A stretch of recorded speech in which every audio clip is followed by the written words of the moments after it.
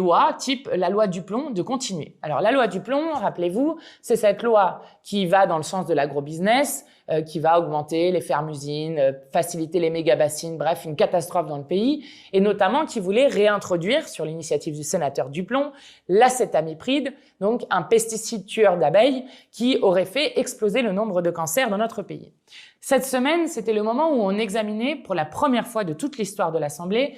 une pétition qui avait été signée par plus de 2 millions de citoyens en plein cœur de l'été. Donc c'était assez extraordinaire dans ce que ça voulait dire, pour refuser que les profits des industriels prévalent sur la santé des gens, la santé publique. C'était un mouvement extrêmement puissant qui s'est levé pendant l'été, et encore au moment où la pétition a été examinée à l'Assemblée, il y avait beaucoup de monde devant l'Assemblée nationale, entre évidemment des syndicats agricoles comme la Confédération paysanne ou la FNAB, les 60 000 producteurs qui produisent en bio, mais aussi des collectifs de victimes de pesticides qui étaient là, notamment Laure Marivin, dont je vous ai parlé plusieurs fois, cette fleuriste qui a été contaminée sans le savoir et qui fait que sa fille de 11 ans est morte d'une leucémie foudroyante.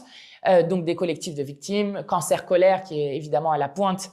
pour réaffirmer que le cancer est politique et que ce sont des choix politiques qui nous rendent malades, mais aussi des scientifiques, puisque par exemple sur l'acétamipride, il y a plus de 30 000 études qui montrent la dangerosité de ce pesticide pour les écosystèmes et notamment pour les abeilles, mais aussi pour l'être humain. Et enfin, des collectifs qui étaient là pour soutenir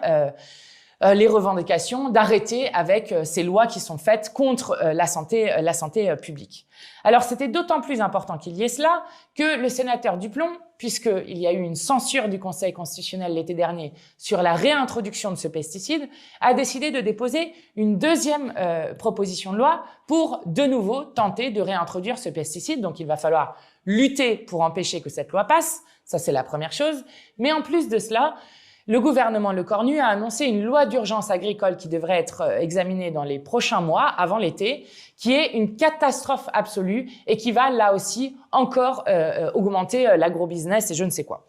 Donc c'était l'occasion pour nous, et moi j'en suis très fière, de faire un colloque avec Aurélie Trouvé, mais aussi Jean-Luc Mélenchon en conclusion. Vous pouvez aller le revoir sur ma chaîne YouTube. Un colloque qui visait à inviter différents intervenants scientifiques, mais aussi syndicalistes paysans, paysannes, justement pour dire non à la loi Duplon, qui faisait donc écho à ces maladies politiques